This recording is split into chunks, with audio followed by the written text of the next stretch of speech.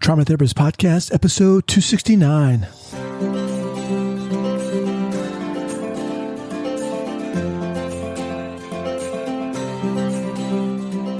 Welcome to the Trauma Therapist Podcast. My name is Guy McPherson, and this is a podcast where I interview thought leaders and game changers in the fields of trauma, addiction, mindfulness, and yoga with the goal of inspiring and educating anyone who works with individuals who've been impacted by trauma. Super excited you're here with me today. Here we go. All right, guys, really excited to welcome a new sponsor on the podcast, CalmBox. Help let go of stress with CalmBox, the only monthly subscription box designed to help you build a more tranquil life. You can treat yourself or give someone special the gift of peaceful moments. Each box comes with a carefully curated selection of mindfulness-inspiring items, featuring inspirational books, uplifting snacks, calming teas, and everything else you need to unwind and refresh. CalmBox, Zen delivered. Check it out at thecalmbox.com. That's TheCalmbox.com. All right, guys, welcome back to the Trauma Therapist Podcast. My name is Guy McPherson, and today, a very special guest back on the podcast, Dr. Peter Bernstein. Peter, welcome. Thank you very much. It's a pleasure, man. All right, so Peter was first guest back on episode 91. Peter Bernstein is the founder and director of the Bernstein Institute for Trauma Treatment in Petaluma, California. He holds a doctorate in clinical psychology as a California licensed marriage and family therapist and has been in private practice since 1974. Peter specializes in the field of emotional and physical trauma, and he's the author of the book Trauma: Healing the Hidden Epidemic. A veteran in the Vietnam War era, Peter completed advanced infantry training at Fort Ord on the Monterey Peninsula. The Bernstein Institute offers individual, couples, and group therapy and uses Reichian myofascial release therapy, a unique and proprietary modality developed by Dr. Bernstein for healing trauma and other behavioral health issues.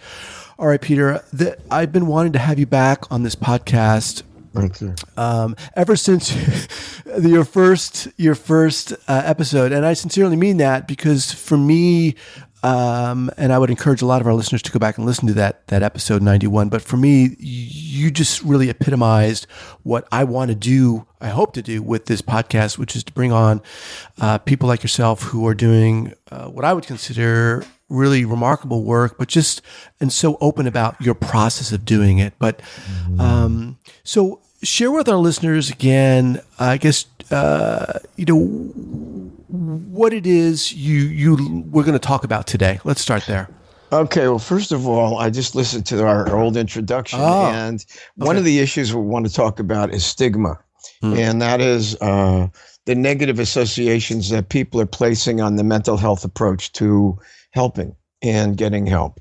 Okay. Just listen, we've modified the name even on our institute to take the word treatment out. We've modified, we don't talk about it as therapy per se anymore, because those words seem to trigger people, and triggerings can bring up not just negative emotional content, but they won't get help. They won't seek help.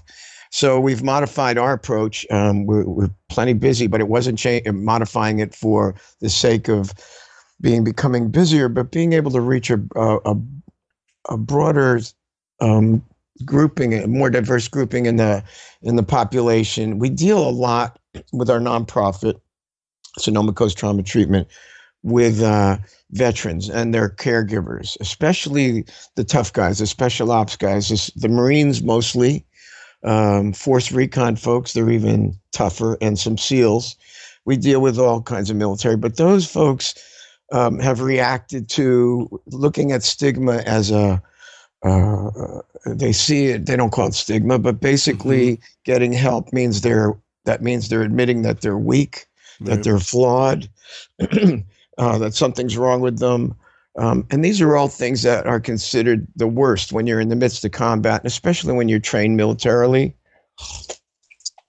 We found that we've had to really destigmatize ourselves. A lot of times I don't do this locally either. I don't walk around calling myself Dr. Bernstein. Peter works better for many people.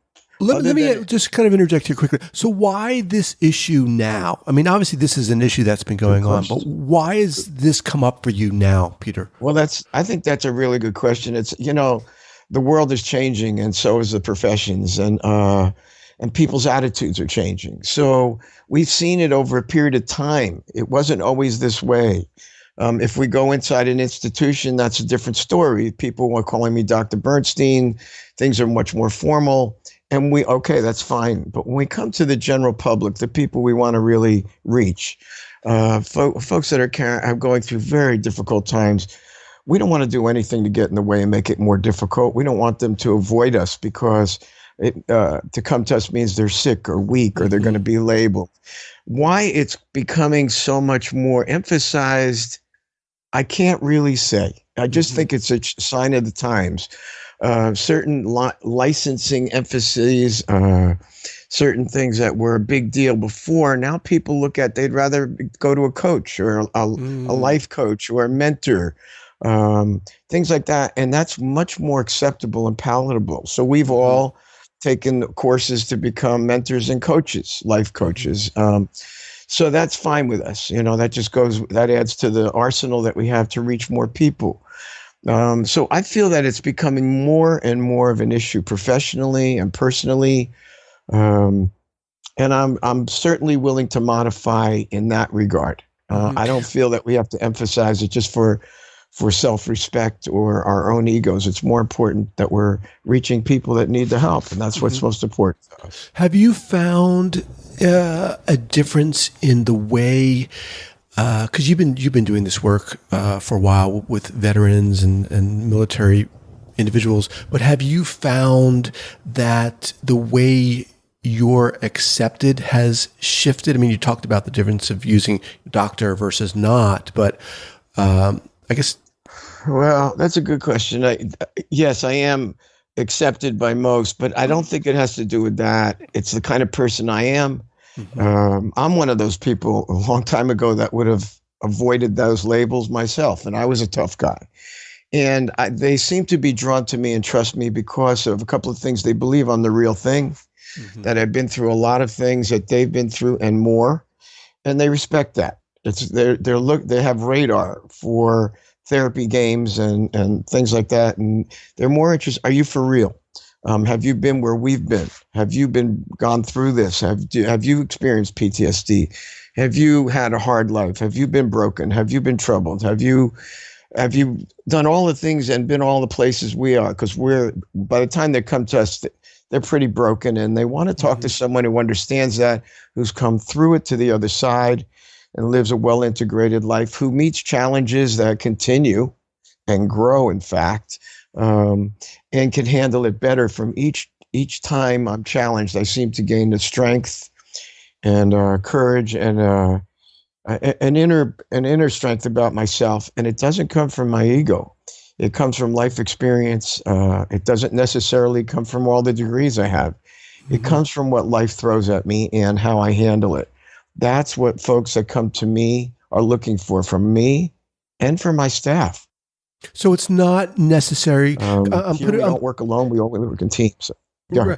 I'm putting myself right now in the shoes of our listeners, probably many of who don't have military experience. So it's not necessary that they have military experience to work. No, it's not that. No, it's the kind of life experience and the kind of person you are.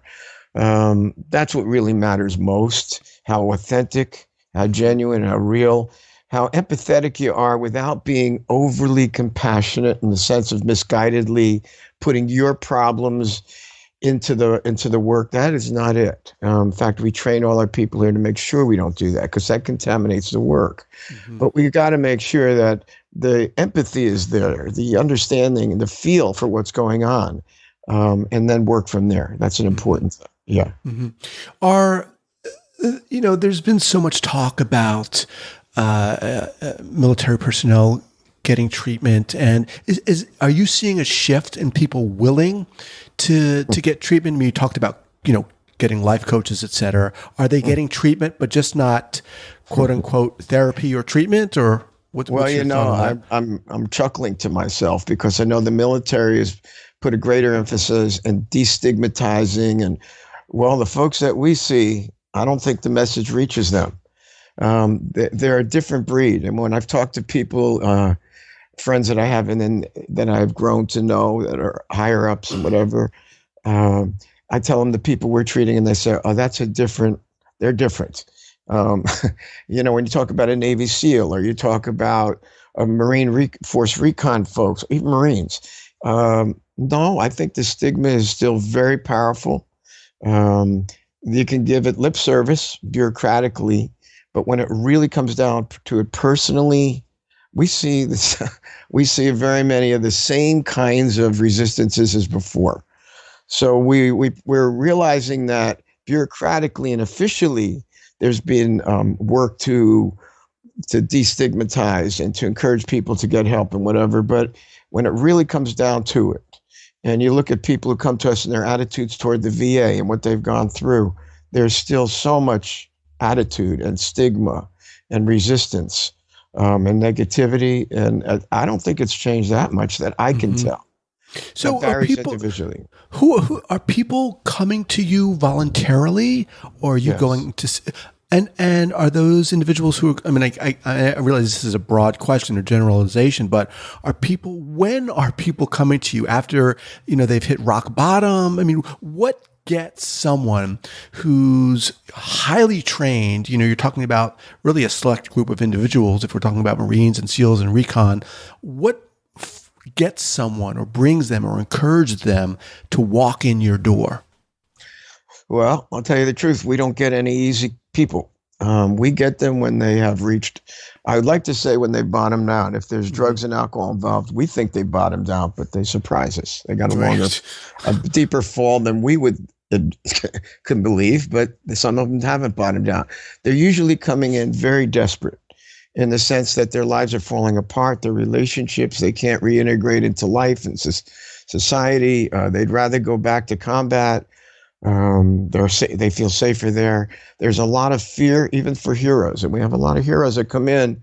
But bottom line for post-traumatic stress is fear, and there's an awful lot of that. And then the other complication we're seeing much more of is chronic traumatic encephalopathy, the brain damage that happens from all the explosions that they've gone through. We just took in a new fella, and suicide bomber blew up his a transport that he was on and killed 8 of his buddies in Fallujah.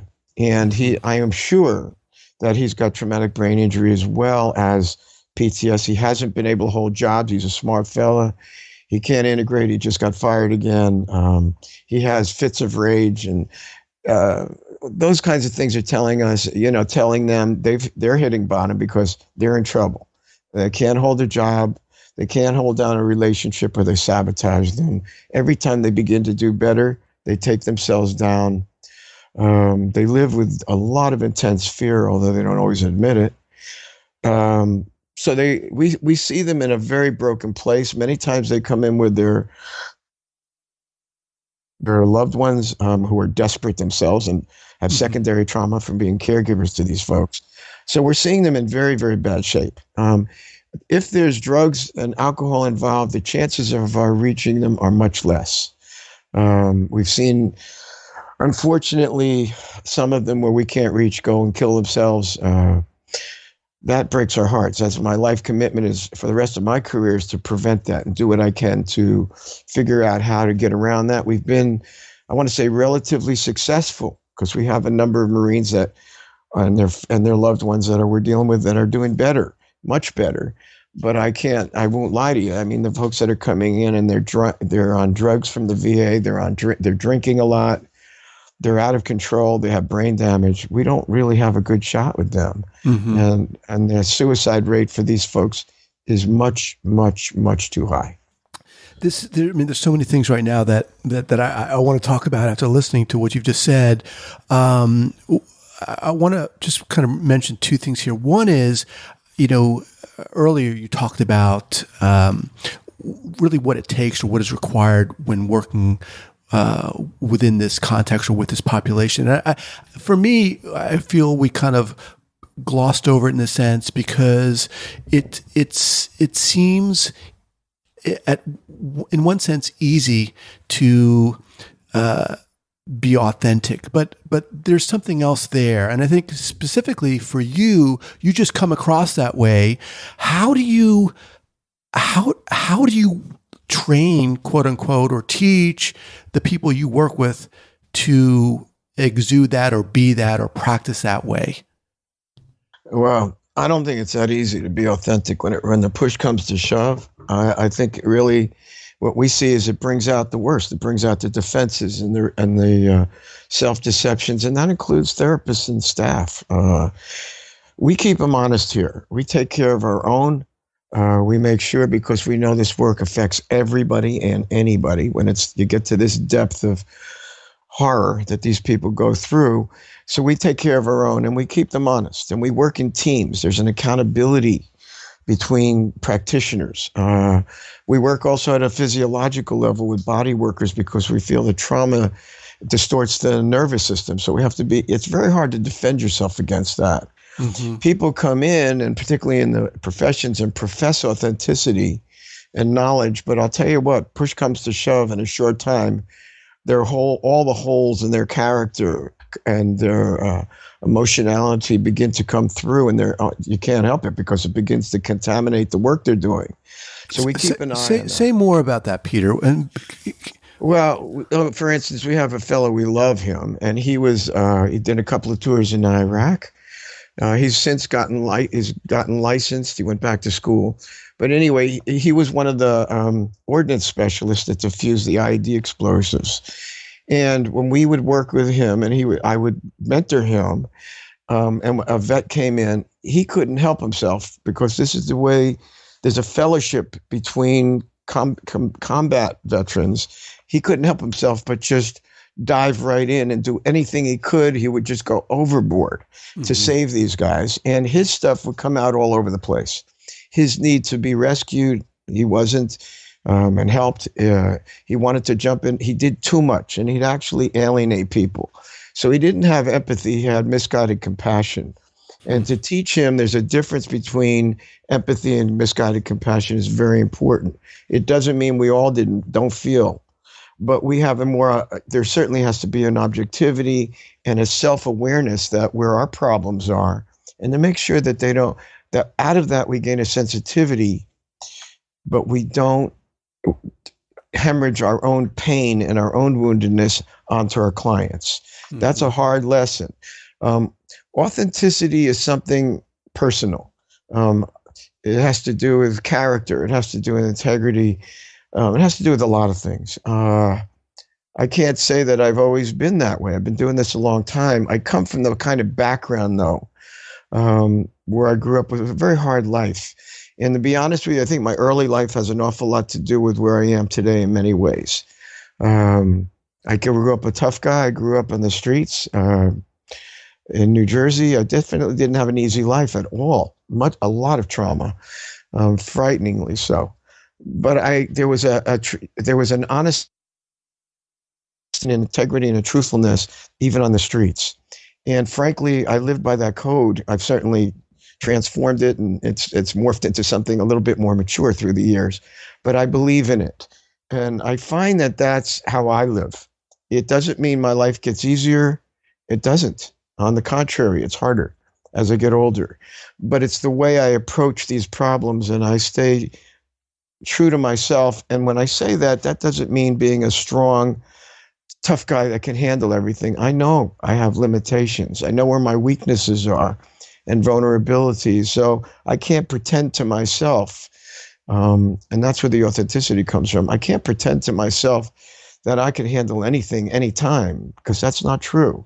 But I know through the years I've gained a certain understanding and perspective on struggle and pain and angst that I value. I've never run from struggle.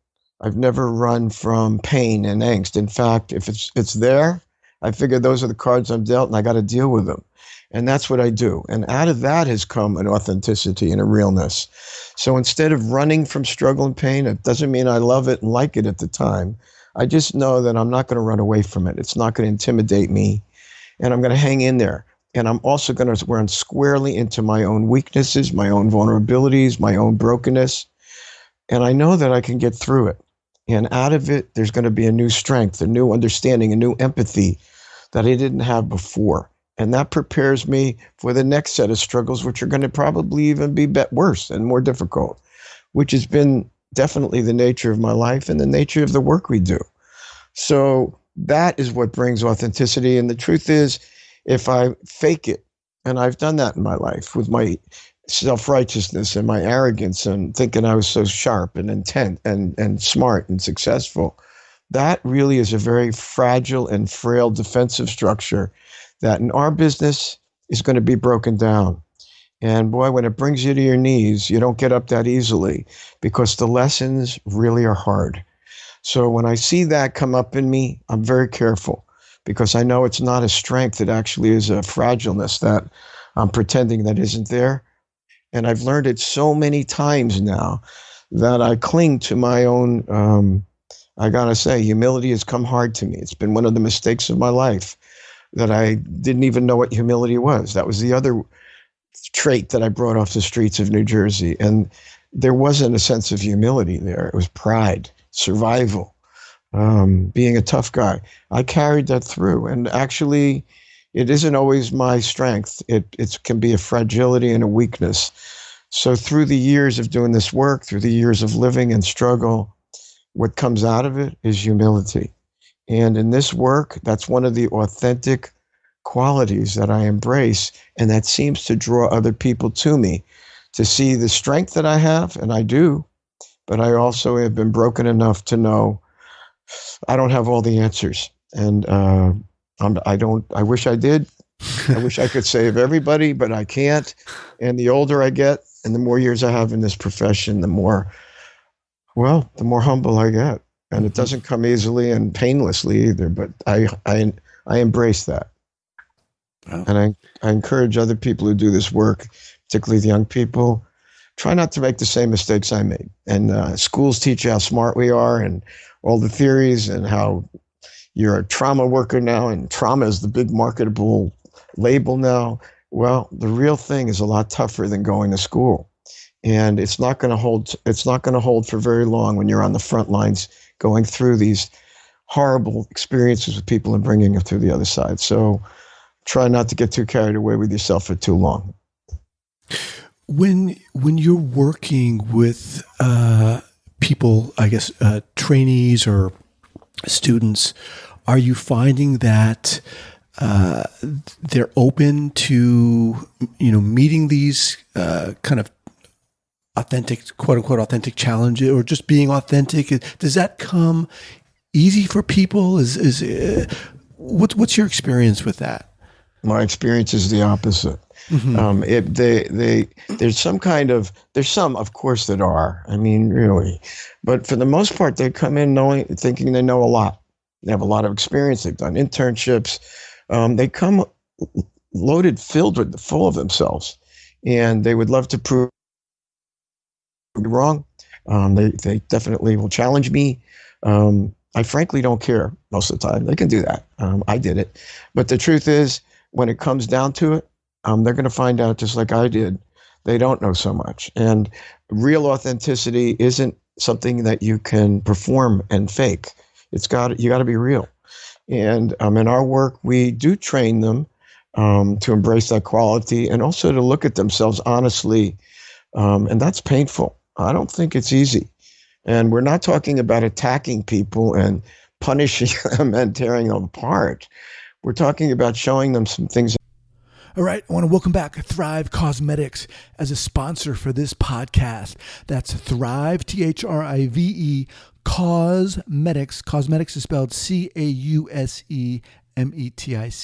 Thrive Cosmetics. Thrive is 100% vegan and cruelty-free, and they create high-performance, skin-loving cosmetics. Their Liquid Lash Extensions Mascara is a best-selling mascara that is sold every 5 seconds which is crazy, and recently won Glamour's Best Clean Beauty Products of 2020 award for Best Mascara. When I was thinking about bringing them on as a sponsor, they sent over some products for me to check out. I gave them to my wife and she fell in love. For me, though, what really made me want to bring them on board as a sponsor is the fact that for every product sold, they help women thrive. They help women who've experienced domestic violence. They help our women warriors.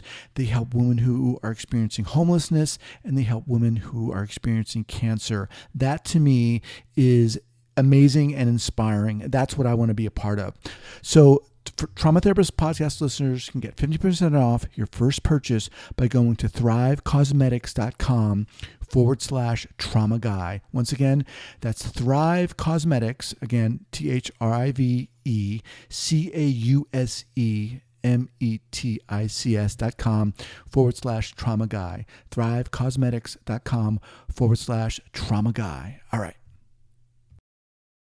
To keep coming up in patterns of behavior that are showing weak spots and that are going to be a downfall in the work, going to be a downfall in their life. What's an example of that? Well, we just had one. I'm thinking of one, and it has to do with integrity, which I value a lot, not as defined by the officials or the state or licensing boards, because their integrity has to do with rules and laws, and that's their definition of integrity. Mine is something different. It has to do with character. We had a fellow who came through, and he's not a therapist, but he does work with corporations and companies, and he's brought in as a person that deals with sexual harassment issues and different kinds of things. And he's very successful. He's a good man, by the way, but his integrity is questionable. And he was just brought in a case, a big corporate case, and it had to do with discovering one of the employees had been he was on Megan's Law from years ago, and he had molested some children. He was busted. He went to jail years ago. Well, that follows this guy around. Anyway, he's been a fine employee, no problems for years, but I guess somebody in the human resources found out he was on Megan's Law. So they brought this fella in that we help and consult with, and they wanted him to do an investigation. And so they brought in a lawyer. They brought this fella in who works with the lawyer, and they couldn't find a thing that this guy has done for the last 7 or 8 years. They've investigated, and they talked to his wife. He's really done a lot to change his life. He's been an excellent employee. But anyway, they did the investigation. They're doing it. And this fellow's telling me about it. Well, he covered up some things. What do you mean he covered up? Well, he minimized some of the things, and he's a liar. And I go, okay, tell me what those are. And he wasn't lying. He was doing something that anybody who's ashamed of his past does, and you deal with it. Well, it turns out that the fellow doing the investigation is an incest survivor, and he's very unresolved. He's got incredible rage toward the person who victimized him. He's still carrying incredible agony and pain over being molested for years, very painfully.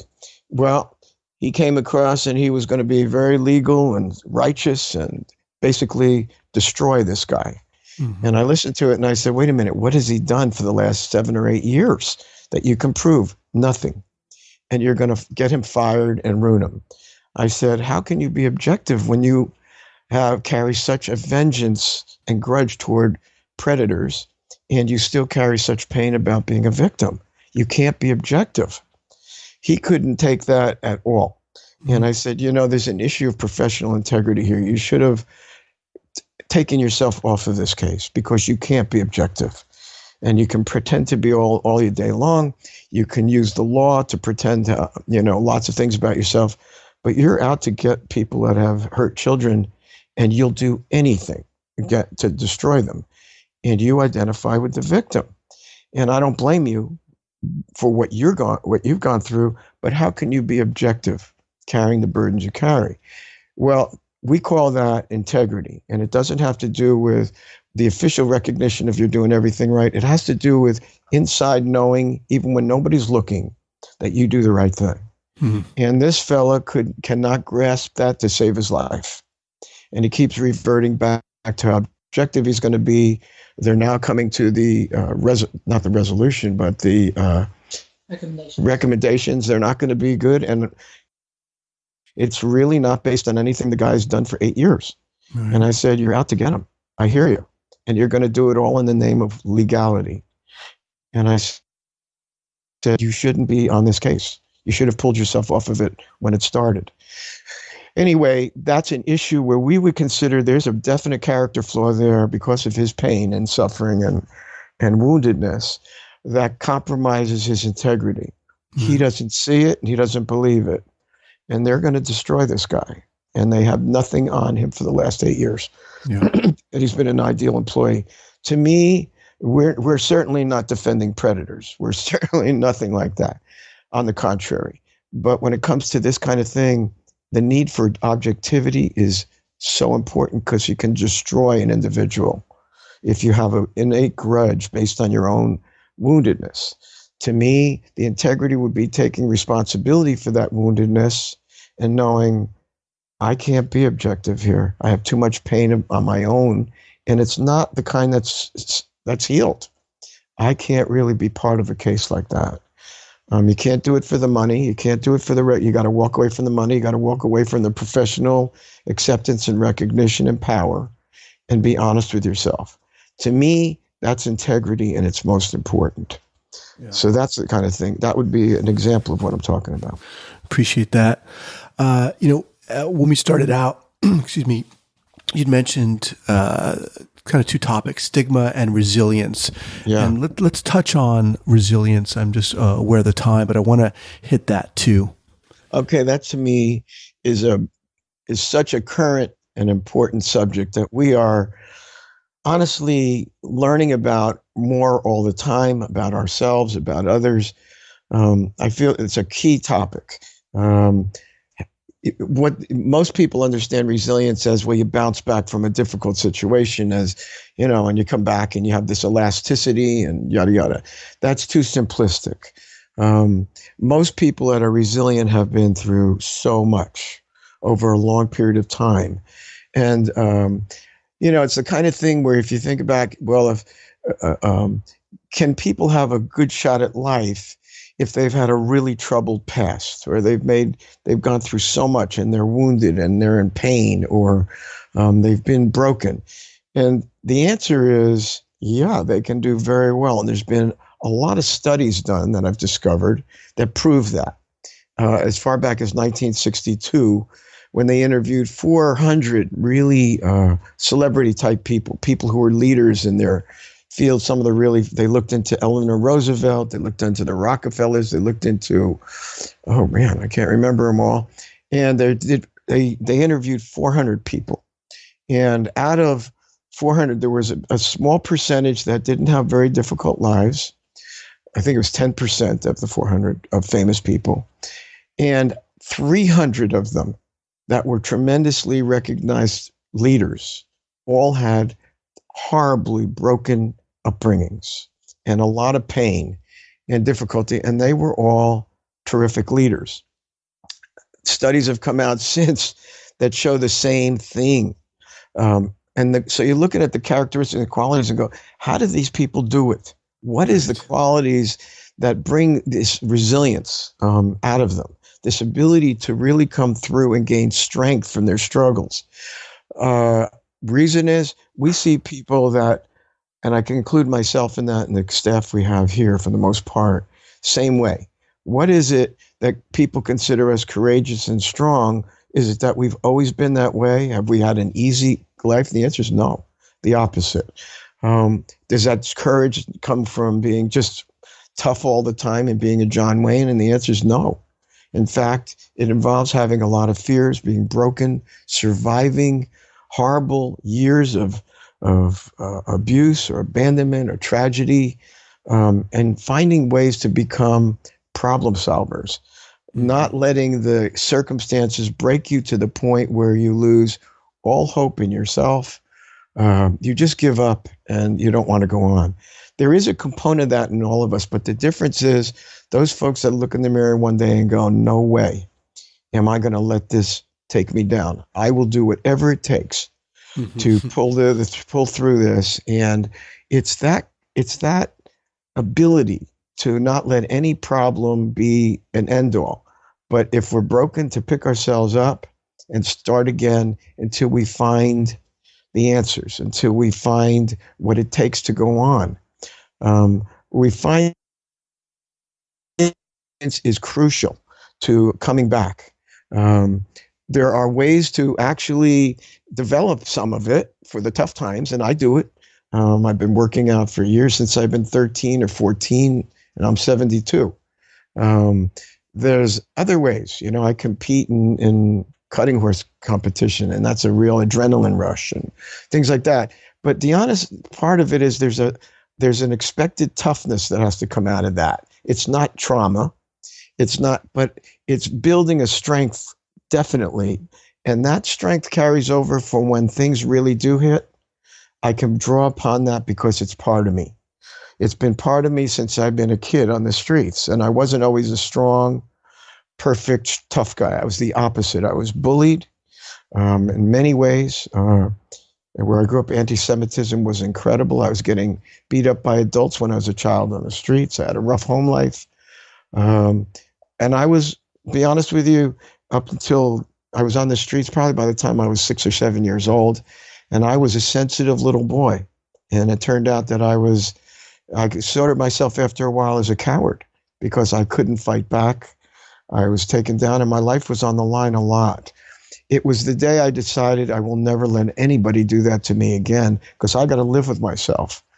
And I didn't have the innate tough guy abilities. I had to discover them. I had to build them. It was taking the strength that I have and using those. So I had to develop those. It wasn't that I was gifted in any way. It was actually coming to the bottom of things and going, I can't live this way anymore. And I won't live like this. And it was taking that step of going, the next person who crosses a line, there I will fight for my life because I felt like it was my very existence and who I was that was on the line. That has a lot to do with the kind of person I am. That's where my resilience started. It didn't come from being an innate tough guy or strong or capable. I was a sensitive, compassionate, sweet, soft person that in the world I grew up in, that was considered a target. That was a weakness. So those qualities are still with me very much. But it's building from the pain and the struggles and coming through them and realizing it's a certain sense of determination. It's a certain sense of fighting instead of being crushed. People are surprised professionally, even because I am soft. I am caring. I do deal with a lot of deeply troubled, and I have a lot of compassion and a lot of empathy. What really shocks people is when they come at me in some dark and evil way, that they see the other side. And they made a mistake because they misjudged my softness and sensitivity for weakness. And I'm just the opposite. That gives me a more dynamic way of dealing with vulnerability. And that's what we teach people. But it's a strength that develops through struggle. It's learning through the years how to problem solve, how to survive. Eventually, taking survival skills and turning them into a thriving kind of process. It's not a one-shot deal at all. But I feel that for us, for the kind of people we see that are coming in that are so broken, veterans who can't put it together, somehow, and we see most of the time the folks that come to us, particularly veterans and their loved ones, have what they call complex developmental trauma as well as shock trauma. The bigger problems are what they were like before they even went in the military. So what they seem to lack is the resilience many times. They don't reintegrate. They can't seem to shift, and they lack something. Well, we've worked on looking at what does it take to turn these people around? What is it going to take to build some resilience into them and teach them? How do you deal with problems and conflicts? Life isn't going to be easy. It wasn't easy in combat. It's not easy here. But this is a different kind of combat. And this is a different kind of war zone. You don't walk around always expecting battles all the time and getting ready to fight all the time. You got to be a little bit more open and free flowing and not such a heavy hitter. If you need it, it's there. How do you get that into them and to build that in them so that when the problems in life come, that they have that strength, that ability to overcome and problem solve and not be destroyed. If they're knocked down, to have the ability to pick themselves up, start again, and move forward. That's the qualities that we inculcate here at the Institute. Am I the leader? Oh, yeah, but I got plenty of people that work here that have the same abilities. They're not me. They have their own. And that's what we look for in, by the way, when we get interns in here. If we don't see that, we know we're going to have trouble in a short period of time. And it usually takes about a month. And if they're not open to looking at themselves, they don't make it. They can't stay on the front lines with these folks and bring them through the kind of pain and struggle that we bring them through to offer hope and healing and be an example of that ourselves. So we find that those things are crucial to helping people get back on their feet and preparing them for a life that's not going to be easy, to appreciate the little things in life, to embrace life in a positive, hopeful way, but not that life is going to be easy. And we're not talking about fantasy life, because life isn't like that, but to have hope, to see the goodness in people and to embrace that and move toward that. And also be open to seeking help when you need it. Real resilient people that I've seen seek out help. They seek out good people. They seek out making a good life for themselves and doing whatever it takes. They are able and willing to reach out when problems come. And that's a never ending. It doesn't mean they're always in therapy. I don't mean that. But they seek out what they need to keep themselves going and keep themselves moving forward.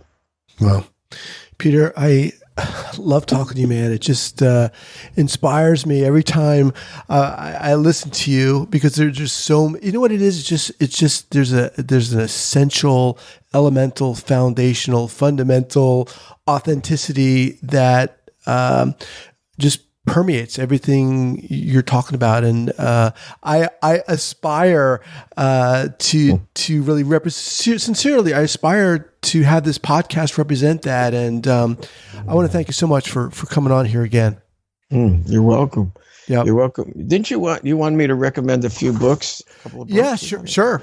Okay, one that I'm reading that I think is that I've been just commenting on. It's by Dr. Meg Jay, and the new book coming out is called Supernormal: The Untold Story of Adversity and Resilience. And there's a lead article that we read on the book called The Secrets of Resilience she wrote. It's excellent. The other one is called Waking the Tiger by one of my old colleagues, Peter Levine. And I want to say one thing, and our book, now I don't say that egotistically, I go back to it because it reminds me of things that I've forgotten that I need. It was written in a pretty penetrating, get to the point way. And I need that because I forget these things. So I use that. And the other thing I use is the Bible. And I'm not talking about it in a religious sense. There's certain profound truths that apply to therapists and counselors, people that are going to come alongside others. We've got to be able to first have gone through our own. And it speaks about it right in the Bible. And I'm just remembering a couple that I go to about, and I do believe in God. I didn't always, but through what I've been through, I have discovered a sense of spirituality, not religiosity necessarily, but how God came alongside me when I was in such need.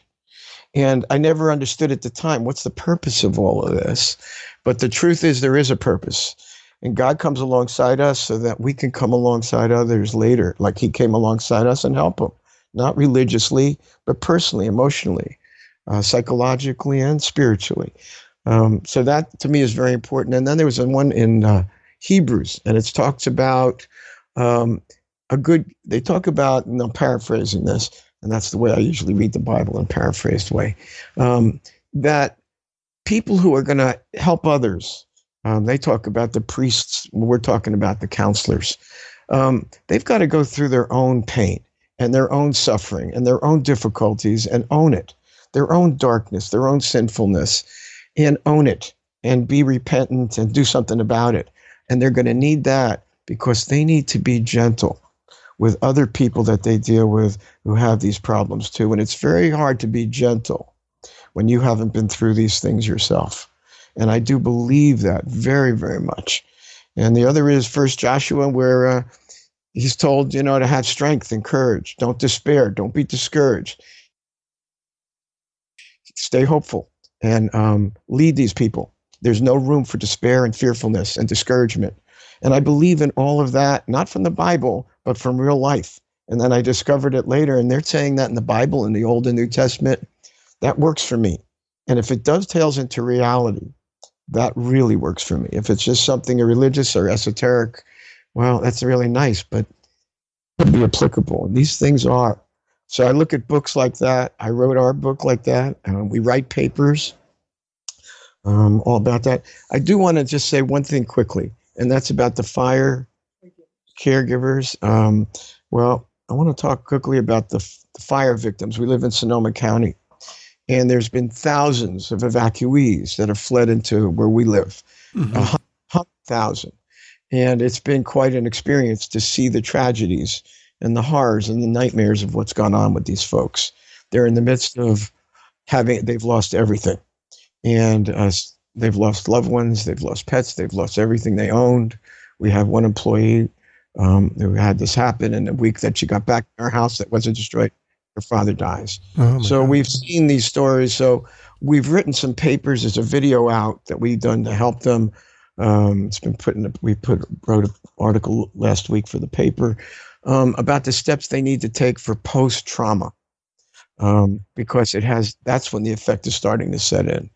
And I want to really reiterate, if I can, just on your podcast, that people who are suffering, take a look at our video. It's called Recovering Healing from the Wine Country Wildfires. And I think it's a really good one. It's on Facebook. It's on YouTube, the YouTube channel. But we have a real heart for seeing things like this on such a massive scale.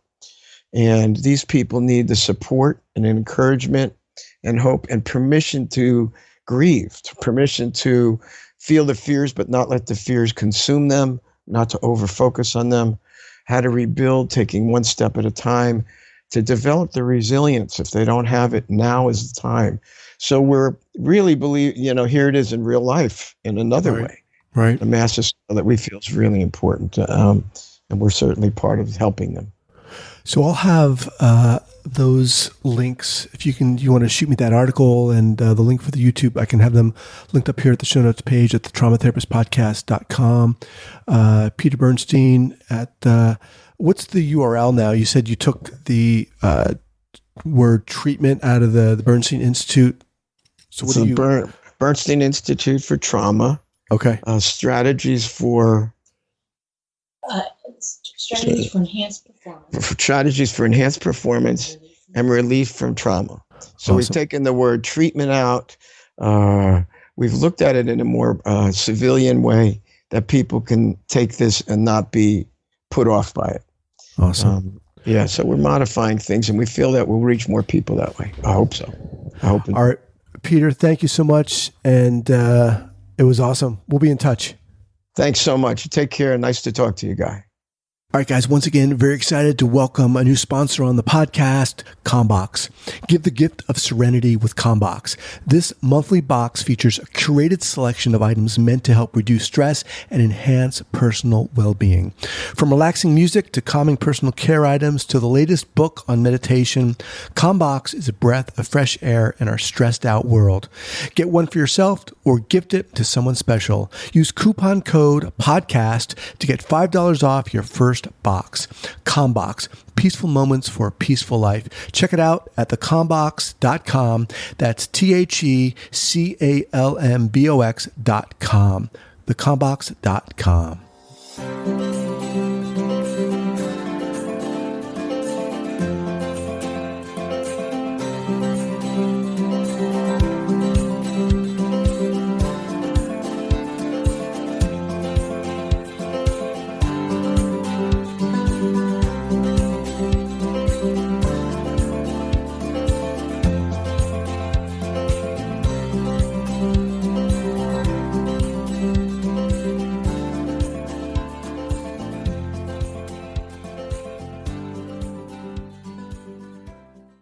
afternoon. Would you like to try a free sample of our double fudge brownie? Oh, sure. That's very good. I'll just take one more, just to be sure. Yep, still very good. Some things never change, like never being able to take just one free sample. And Geico saving folks lots of money on their car insurance. Is that macadamia nut I taste? Let me take one more. Sir, Yeah, I thought so. 15 minutes could save you 15% or more.